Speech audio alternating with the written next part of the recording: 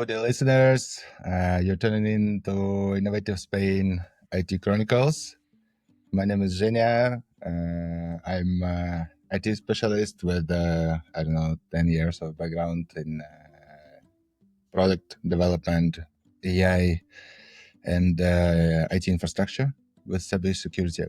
I invite you to dive into the world of tech in Spain, given that I'm living here in Madrid more than 1 year and met already a lot of wonderful people in this podcast. Today, we, as usual, will review latest industry trends, what drives innovation and shape the market, create new opportunities. And don't forget to subscribe to be informed about new episodes as well. And today we have a special guest, Alonso Madroñal. Madroñal? Yeah, Sí, correcto? yeah, just like that. Yeah.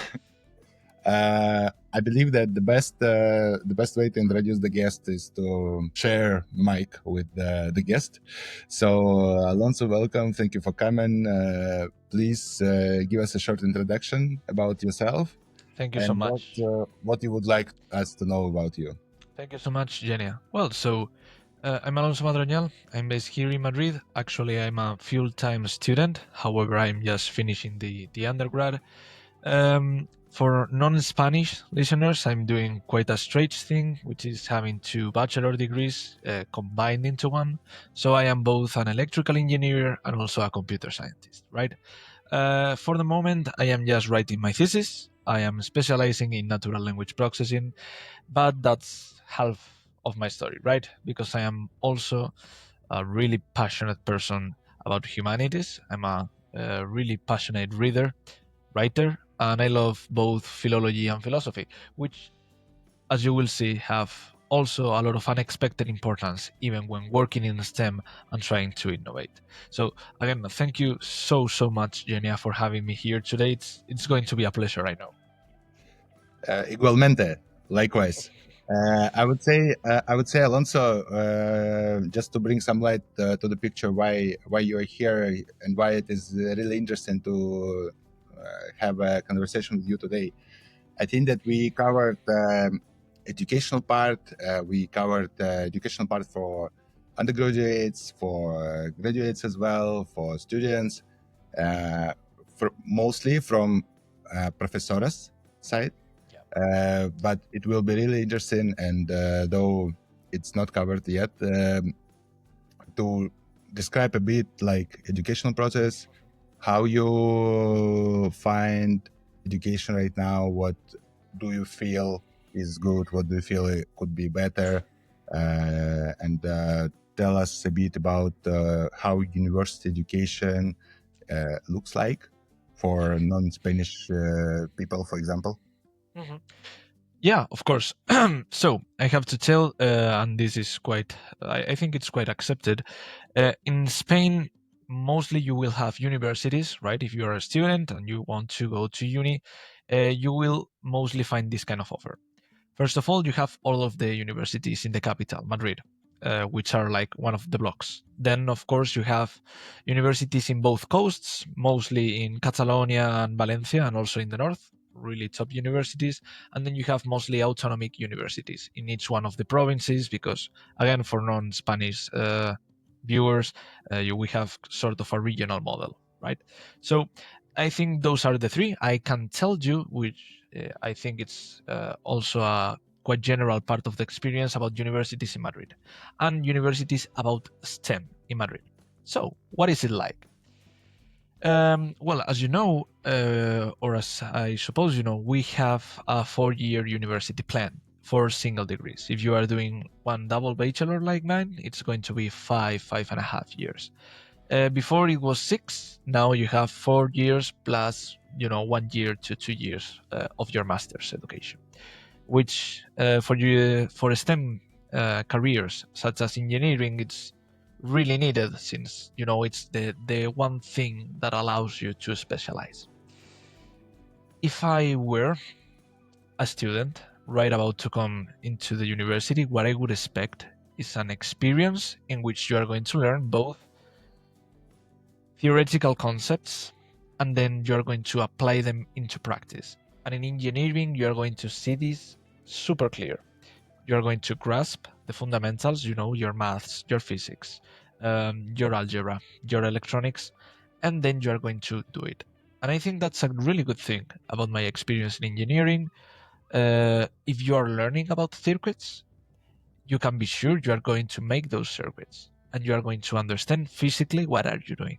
If you are learning about programming or robotics, you are going to do a robot for sure, because you have to. It's this, and this is good because university is not only a compound of ideas and theoretical experiences, it's also the concrete application of what you have learned. And this is key, because if you are going to be an engineer, you have of course to know how to do the things. If not, you are a theoretical, you are a designer, yeah, you are a physicist, even though people that study physics do a lot of experimentation. So yeah, you're a mathematician, but you know how to do the things. And this is key. And I think it's one of the best things about university in Spain, the practical overview and the practical fundamentals that you are going to learn. For me, I have appreciated them a lot, I can guarantee. And look, it's very interesting for me because I also studied physics in Moscow State University, and we also had a lot of workshops, and they were mandatory. But it's interesting for me. I would say, like back in the days, I passed most of my exams were one like half year exams, like semester or like something like this, and they were mostly just speaking exams. Like you have some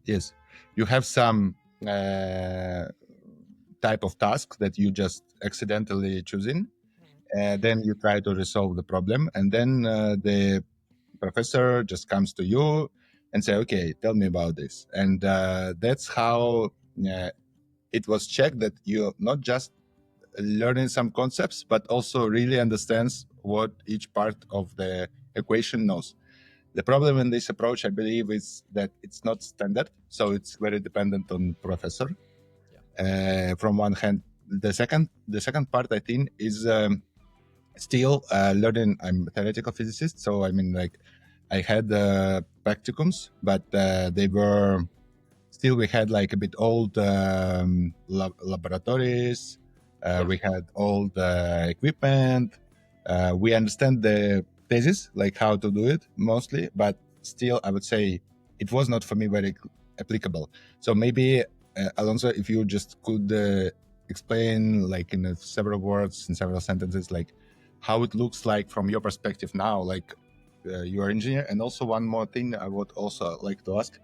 You were saying that, and it's interesting, you're like electrical engineer, and at the same time computer sciences. Yes. It's very interesting, and like a double Yes. bachelor, right, or something. Absolutely.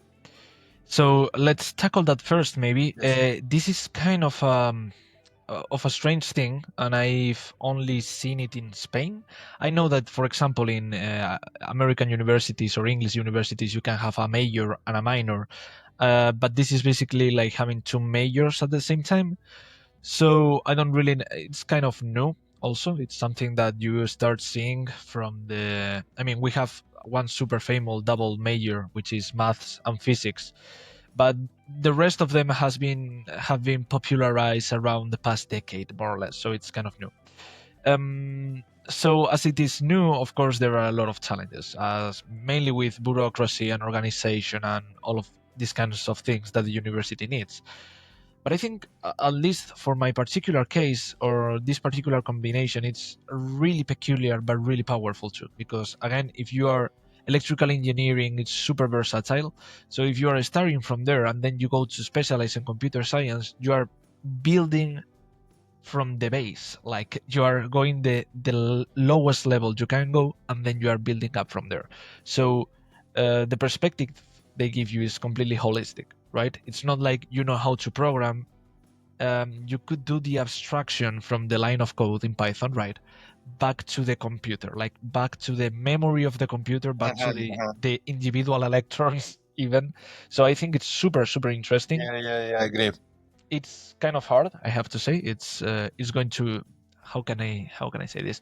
Yeah, it's exigent. Like it takes a lot of time, a lot of effort, but I think at least from the knowledge point of view, it's really worth it. Like I think I've loved understanding down to the most basics the computer science, as well as for the other question, right? For the laboratories and for the infrastructure, I have to say that we have a lot of variability here in Spain. I have had enough luck to have a wonderful university in which, for example, material for the labs was renewed last year. So a lot of funding goes into making that the teams have like the best development tools and everything. We even have like garages for the mechanical engineers. It's super, super good. But however, I have to say that this it's differs a lot from university to university. First of all, because of course you have public schools. I mean the public school, and then you have private schools. So funding is completely different in that case. But even between public universities, you are going to find uh, some of them which are really better equipped than the others, and this is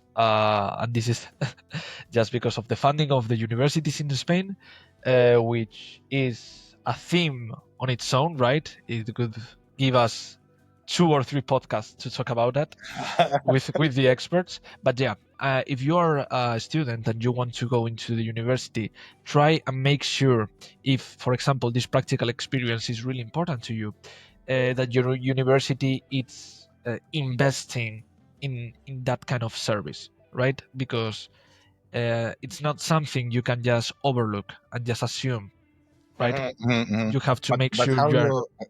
how do you understand this? I mean, like, okay, I'm just imagining, like, I'm a student. For example, I'm living abroad, like, I don't know, in Germany or in Italy somewhere, and I'm thinking, like, okay, I want to get this international experience, both and degree. How would I understand, like, what university to choose? And what university to choose in terms of my goals. Like, for example, if I want to be more practical guy, or I want to be both practical and theoretical, or I want just to be theoretical. I know, Alonso, that you don't know answers for all questions, but No, but it's I can interesting, like, try. how you could advise or tackle this question for our I can listeners. try, of course. So, first of all, I think I can give a general guide on, right, and then I can give you my particular Yes. ideas. So, as a general guide, what I would say if I had to go here in Spain, first of all, of course, research the universities in Google. That's the first thing. Go and make the contrast between. Let's assume you go for the public schools because we only have 7 universities, so it's faster. So you search Carlos III, which is mine, Complutense, Autónoma, Rey Juan Carlos, etc. You just make the contrast. You say, okay, I like maybe this campus more, or maybe this university is older, or maybe this university, the news talk more about this university. Of course, then another thing you can do is, if you are, for example, interested as a student, maybe you are not as interested, but definitely you should overlook this, about the research that is going on those universities. That's publicly available, of course. Like indexing, right? Like, Yeah, just like that. Like, okay, publications. if you, for example, in my university, we have a pretty good deals with Airbus, and we are investigating a lot in drones. So if you are, for example, interested in drones, you are going to search like the most recent papers. And if you filter in Madrid and in Spain, you're going to say, okay, so this university has done this, this university has done that. So that's also interesting, because if you are looking not only for because a lot of people come here to Spain because of the sun and the weather and the experience, and that is Amazing country, wonderful. amazing people, It's great. nice language. It is great. But if you are also interested in learning, this is something you want to look, right? Like, look what the university is investigating, look what they offer, like what programs do they offer, and this is all available in internet. Also, one thing I would recommend is not only listening to the official channels of the university, listen to the students too, and that's super easy. Go in a podcast like this, which is a great option.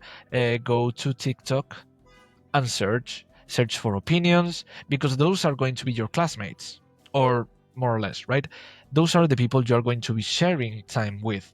So let's hear what they have to say. And they, of course, are not going to tell you maybe about the investigations of the university in finance. No, they are going to tell you other things, but also that is really valuable information. How is the atmosphere? Are people invested in learning, or is maybe more a relaxed experience and people are just going there to have fun, which is also super valid? So that's also really important. I would say general search in Google, search in academics, specialize on what you want to learn, and of course look for the experiences of the people that already go there.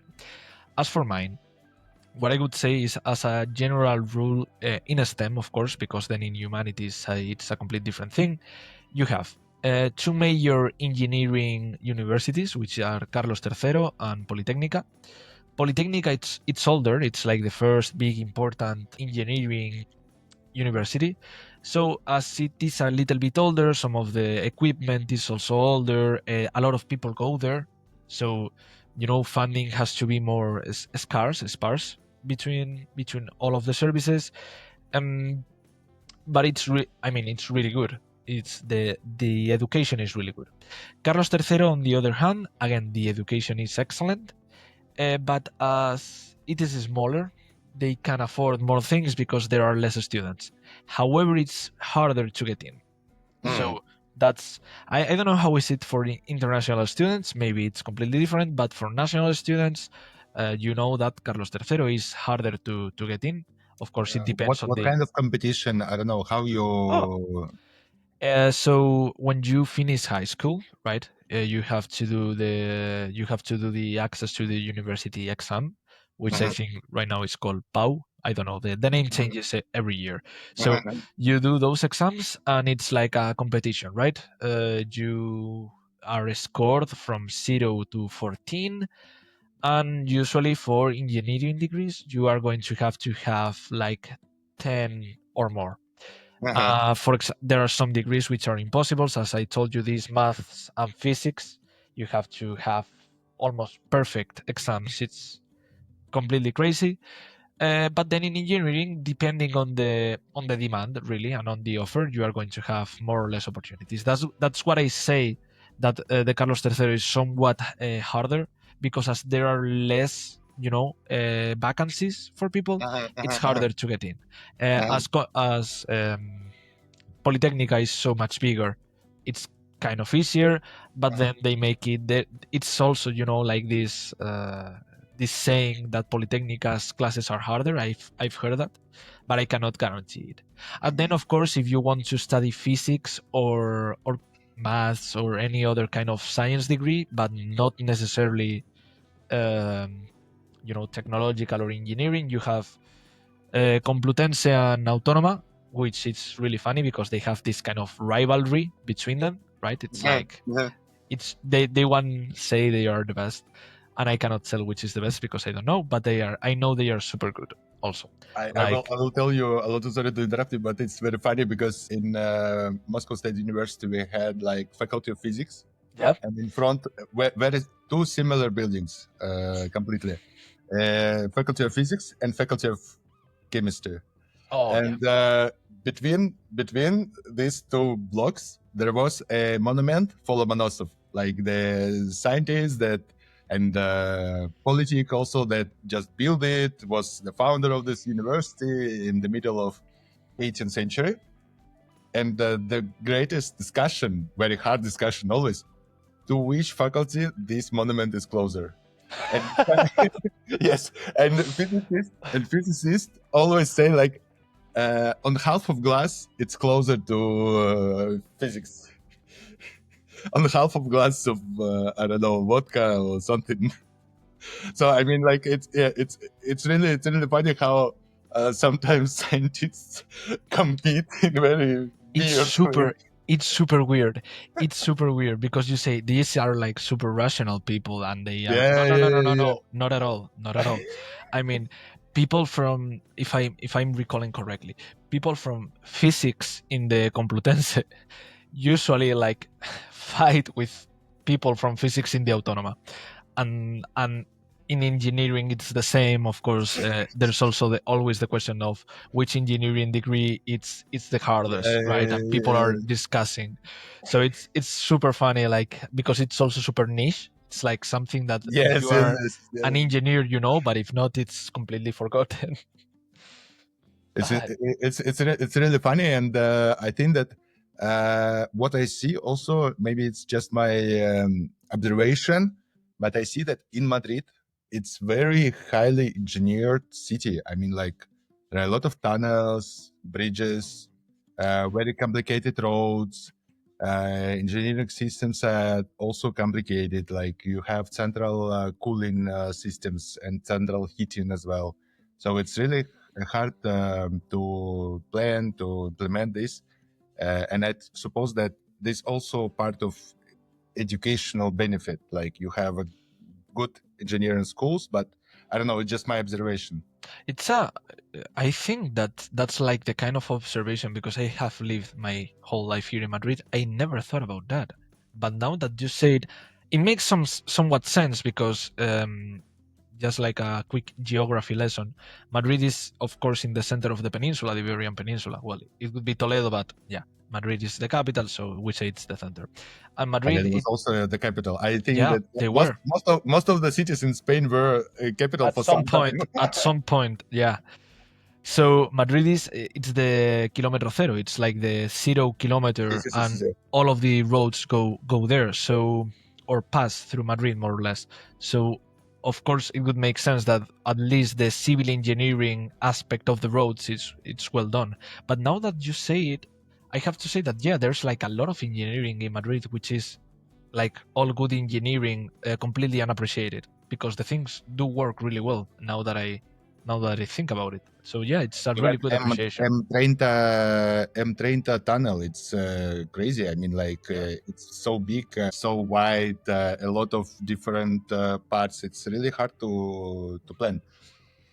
Interesting. But given turning back to our horses, Alonso, for example, how that was really good description and I don't know, like introduction to university life from student size and students' point of view.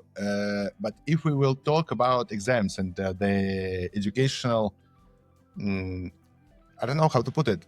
I explained to you like how education worked in my university, but it's interesting like how it works in yours, like how professors understands that you study good, you study well, you're better, and how it works inside like this kitchen. Of course. So I would say we have in my bachelor's at least two big categories. First of all, I would say you have like the most objective subjects possible, which are like maths and physics. And for me, as an engineer, what you are expected to do in maths and physics is not like demonstrating things, but the direct appliance of it. Like when you learn about magnetic fields, you are not like, okay, let's deduce again like Maxwell's equations, or let's integrate or differentiate Maxwell's equations, but you are saying like, let's find how to apply this and solve a problem of antennas or whatever.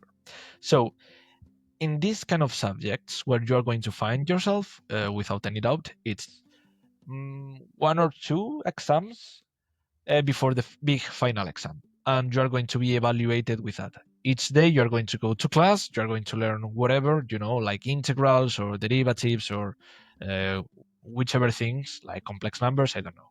And then you're going to be examined. These exams are mostly written, not spoken. Oral exams are not a thing that I've seen here in Spain. I have to say, it's I've heard that they do them a lot in Italy, but in Spain I had no idea. Maybe they make them. It And was I think, more German system. It was more German yeah, system because it was copied from German system. But written, it's like test or it's like open questions. sometimes people do tests like the students say here in Spain that when a teacher gives you a test is because they don't want to work, right? They just want to correct quickly and forget about it. So tests are kind of common, but I really dislike them. For example, in maths and in physics, what you are going to have, it's a name of a problem and you have to solve it. Depending on the difficulty of the exam, they allow you to have some kind of formulas, because it's at least in engineering it kind of makes sense to have availability to some kind of formulas, just to, because I don't know, for example, when you are trying to make antennas, it's absolutely impossible because that is black magic, so you need to have some kind of guidance. But I would say that you have to 1 to 4 problems the most, and 1 to 4 hours, and you sit there and you just do your best, right? You do your best to And if solve you those fail, problems. for example, It depends on it depends on the university, but for sure you are going to have this. You have 2 semesters, so you have one opportunity of passing that semester on its time. If not, you are going to go to summer. In summer, you have another exam of the same subject, and it's just like your second opportunity. And that's like kind of the basics. If you also fail in summer, you have to take the course again the next year. right? Depending on the university, again, you are going to have a different number of trials. Like in my university, you have 3 courses at most. Like you can do the same subject and fail it like 3 years. Then, of course, if you, I don't know, if you are, for example, sick or you have some kind of illness, you can properly justify it and say, look, I had these kind of problems. And then you go to speak to the university. That's, they have a heart, but this is kind of like the most general thing. You are going to do it in the course in the semester, and then you're going to do it in summer. And if you cannot do it in the summer, you're going to do it again. It's kind of the thing. But for example, you can fail like 3 subjects or 2 subjects, or it doesn't. It's not limited. Like you No, just it's need not limited. to, at the end of university, you need to finish like this number of courses, and you have like you can just, for example, I don't know, in mathematics, you can try to pass this exam like 2 times or 3 times, 3 years. Yeah, just like that. You have to, for you to have your university degree, you have to have passed all of the courses mandated by the university.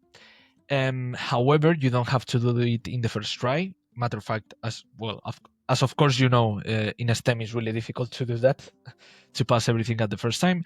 But yeah, if you don't pass it at the first time, you always have another try, right? Which is quite common.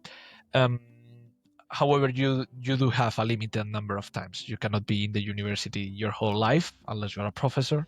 So at the first try, of course, you are going to have to search for an alternative, which I don't really know because I've never been in that situation, but I know that it happens. I know it Got it. happens. Got it. Got it. So we covered a lot. Thank you, Alonso, for sharing your view, and it was really helpful even for me. I think that we need also to mention that you're a co-founder of WEAREDAVINCI, Yeah. and I think that this is a nice time to move to a topic that is close to education, but it's more humanic. Yes, absolutely. And maybe you can bring some light to this picture and just explain in few words, like what is the organization, why you founded this, and Of how it course. helps people. So yeah, that's a really nice question, and I have a really nice story for it to explain it. So one friend and I were sitting at a cafe one day, and we were thinking, because we are passionate about, again, learning. We are passionate about learning, and when you are passionate about learning, you are not only interested in the most, pure sciences or the most practical applications. You are just a curious person and you want to learn. And we identified, which something that I think it's a problem of the university, and I can speak clearly about that. I think it's a problem. I understand why it's this way, but I think it's not good. Which is the perspective of the university is more centered about hyper specializing an individual so it can better fit a role in a later job or industry, rather than giving him or her a perspective on the human knowledge, which again makes sense, right? Because we live in a world in which the industry is important and university has to prepare you for the real life. But we thought, okay, so the university is not doing this thing we wanted to have, right? So we will have to do it ourselves. So WEAREDAVINCI is it's a free association, right? Anybody can join. That it's centered to be an intermodal, an intersectional platform for philosophy, for art, for sciences, for technology, and for discussion. We are a group of students which are passionate about learning and which want to share experiences and thoughts with each other. It's like kind of a forum, right? But we also help or try to help small groups of students that want to talk to each other about different things. So that's the idea, like sharing and having this intersectional perspective so that an engineer can now learn a lot about, I don't know, sculptures, and a psychologist can now understand on a deeper level like quantum physics, right? And from those kind of intersections, we think um, they can be born like so many new ideas from these clashes of perspectives, and they do. I mean, we have had some delightful discussions in the past, and I think you can learn so much from other people that are also interested in learning. That's like the main perspective of the organization. What it gives to you? Like, what are the main points that helps you to drive this organization to continue? What cultural differences also you see, and how it enrich your life experience as well? Well, I think that when you, for example, study technology, let's say, of course, this podcast is mainly directed towards technology-oriented people. So, when you study technology in the university, if you go to a STEM university, you know that one of the main points are and most important things they do is to structure your thought in a way. If you are a physicist, you are going to be structured to think in a super analytical way. You have to deduce, you have to derive, you have to interpolate thoughts so you can get from point A to point B like in the most reasoned manner. If you're an engineer, you have also kind of that practical, point of view in which you have to reason, but then you have also to find an application. And this is really good. And this is really good. If you are an engineer, you need this. And if you're a physicist, you need this because it's the way you need to think. But it's also super important not to restrict yourself to that kind of thinking. In a way, abstract thought, it's key for an engineer and for a physicist and for whatever STEM. And many abstract thoughts are not necessarily found, in a STEM. They are maybe in philosophy, in which you have to learn to think in another way completely different, or you have to learn how to question your way of thinking. And we thought that these kind of perspectives, which are super useful for everyone, have to be learned through direct experience and through direct dialogue, right? So here, you and me, we are sharing experiences and we are making this contrast. So if you generalize this contrast with people from different environments and different cultures, you enrich yourself. It's like it's almost a nutritive experience, yeah, right? You are taking with you these new perspectives that, of course, then you have to go back to your engineering thought, right? Because you have to work and you need that tools. But now you know that you have access to a whole new set of tools and a whole new set of thoughts. And that's super, and that's key, not only for the work, but also for being a rounded person. That's the main perspective. That's why we are so interested in this sharing experience between like-minded individuals. So, sounds great, but how your meeting is looking like? I don't know, like how it actually works. Okay, yeah. So it's sometimes it's kind of chaotic, but we do a lot of things and we do a lot of cultural things. So the most popular thing would be reuniting like 20 people, 10 people, proposing some topics to talk about, and then just discussing with each other, like in a formal way, in a structured way, but contrasting those ideas. For example, we did one about the use of how new technologies and social media shaped the way we are interacting not only with each other but also with reality.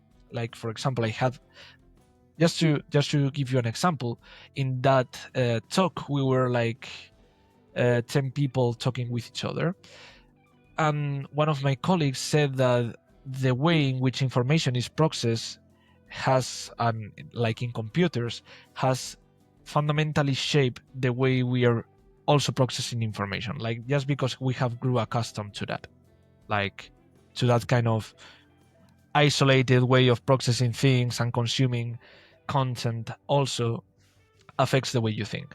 But also we do, like for example, talks, right? We have some guests that go one talk and we can discuss with them. We had one philosopher here in Spain which is kind of famous. He also has like a YouTube channel. We invited him and we had a delightful afternoon with him talking about the state of the university, for example, and how to improve it. We are trying to always expand our frontiers on how we can in on how we can talk with each other and learn from each other. That's kind of how we do it. Not only discussing between a group of people over a set of topics, but also trying to get experts to tell us and to reason with those experts. And maybe we could talk about how to manage this, like how to, as a student, manage the pressure of the university and the pressure of doing everything. This is kind of a non-exact science. Like there is not a key for this. There's not a set of rules. If you're a student and you have to manage these kind of situations, I'm going to say it first, and I'm going to be as truthful as possible. The first times you're not going to do it good. Why? Because this is an iterative process. There's the first time you have to manage your stress, you are going to be stressed. And the 27th time, maybe you're also stressed, but you will be less stressed. Why? Because you are going to learn the tips that work for you, which is key. Like to manage this burnout, the key is knowing yourself, and you can only do that through iteration and through trial and error. Again, my tips, like for me, what I know that works for me, would be the following. First of all, you have to learn, and the first thing you have to learn is like your threshold of stress, which is like the last barrier of stress. At the moment in which you are so stressed, you finally quit, and that's the limit. If you are doing something and you get so burned out that you say, I don't want to do this no more, that's the limit, and you don't want to overpass that, right? Because you could be in serious trouble. However, of course, there are a lot of things you can do before reaching that limit. First of all, I would say it's you have to learn how to prioritize things. And you have to learn that you have a lot of things to do. And out of all of those things you have to do, you are going to do at most 5 of them. 5. So you have to choose that top 5 things you need to do, and you have to learn in which position of important do you rank them. For me, I would say I use this kind of scheme. First of all, I always do whatever I can do instantly. So if I have to send an email, if I have to make a call, if I have to schedule an appointment, I do those right away. Right away. Like I don't have to think and plan what I have to do. and I can just do it, I do it. Because if not, you are going to forget and it's going to be worse. And in 2 or 3 days, maybe now you have to remember and you have to think. So try to tackle right away the smaller things first. After that, try to, and this is kind of contradictory, try to do the less possible, but in a way that it's still enough. Like, try to always work in the smartest way possible. So if you have like a series of things to do, order them well. Think how to do them all like in one motion, right? If you have to, for example, do a podcast and you have to look for the guests and you have to prepare the scripts. If you are going to prepare the scripts and you are searching for the guests, at the moment of the search, learn about the guests, right? So then when you have to do the scripts, it's as easy as possible. That's kind of the thing. Not only prioritizing, but it's like doing a little bit of the next steps in the previous one. Just trying to make your But how way. you prioritize this? I don't know how you build your routine around this. Well, first of all, you have to have a competent team, which sometimes is not possible. But you know that when you have a good team, everything is easier. For them, what I would say, when you have to organize your team, it's, again, prioritizing, it's knowing about the capabilities of the members of your team. So if you know that you have like people that are going to work better under pressure, you are not going to artificially construct that pressure, but you are going to order the work that maybe the hardest tasks are at the end, right? Are not immediately done, but are at the end. If you, on the other hand, have, I don't know, a team with good individual skills, but not maybe good communication, what you are going to try to do is to take the most important tasks and divide them between them. It's knowing the tools you're working with all of the time, and then creating the priorities based on what you can do and what you can do best and quickest. It's always trying to find the least resistant path at all times, in my opinion, of course. Because again, people and that this is super important, because you have mentioned that if we are working with a team, I have to say that sometimes when you're managing teams, you think you have all of the answers, and it's sometimes it's kind of right because you have more experience or whatever. Listening to the team, it's maybe one of the most underrated keys for success. Like, if you have one of your members and you trust them and they tell you, okay, I know you have set this list as the priorities, but I think that as I know myself, I can do better, or we can do better if we change these two. That information, it's incredibly useful, because they are telling you exactly how they are going to perform better. Again, in an atmosphere of trust and honesty and whatever. But that is super useful, because now you have a lot of more information that you had before. And now you can say, okay, let's try this. You can set always a contingency plan, right? You can be prepared for the errors. But now you have that information. And that's super valuable. And you should at least listen to that. And then, of course, you will have also different information, and that's what dialogue is all about. But you should always be listening to your team. Always. Then, of course, contrast it, but listen to them. Super, super important. What are you doing for your personal, as a personal routine? Like, how you try to improve your productivity? Like, what techniques you are using? If you are not talking about the team. No, I know. I would say that for personal routine, what I try to do most is structure. Like, I try that every day follows a somewhat similar structure to the last one. I'm a really ordered person. I need days to be somewhat similar so I can get on my train of thought and I can do tasks right away. So what I would say is try to, for example, if you work, I'm currently working from home. So if you work from home, try to get up at the same hour each day, have your breakfast, do your things, get to work. Do 2, 3, 4 good hours of work, have lunch, and then again, like trying to do the same structure. I always encourage physical activity. I think that losing, in quotes, losing 2 hours of work for 2 hours of going to the gym or going to the park or running is super useful. It allows you to, delay burnout. It also makes you to be in better both physical and mental shape, and that's super important. Like, it's going to help you disconnect. And again, this is key if you want to be productive. One thing that I have learned is take your phone, leave it in the other room.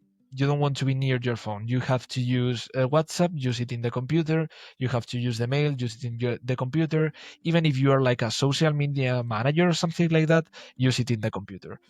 Leave the phone in other room, because that's the productivity killer. Like, it's the worst thing that can happen to you if you want to be focused on something. Yeah, completely agree. Can't agree more, actually. I also follow some sort of this routine. Also, I would say that it's important to have your personal workspace. It shall be very well organized. You have several types of working. For example, right now I'm like on standing desk, but also you may have like sitting as well. So it's very important. Alonso, it was a pleasure to talk with you. Maybe one last thing that we haven't discussed, but you want to share. I don't know. I could think, just like as a last phrase, I could say to everyone that's watching this, which are again tech-oriented persons, that if they want maybe just to do the experiment, to try and learn something completely different from their careers and from what they have learned, right? Try to go in a complete opposite direction. Do that effort. Do that effort to try to change the way you think, even though you can come back to that later, because it's going to be one of the most enriching experiences. It's going to be one of the most personal development experiences you are going to have. It's completely worth it. Try to do it. If you like it, maybe you have found something for yourself. If you don't, at least you have tried. So that's my finishing phrase here. It's what I would recommend everyone to do. Alonso, I really appreciate this. I can support this statement because in our university as well, we had like special program for, I don't know, after third year of education to learn something not on faculty of physics, on biology, on economics.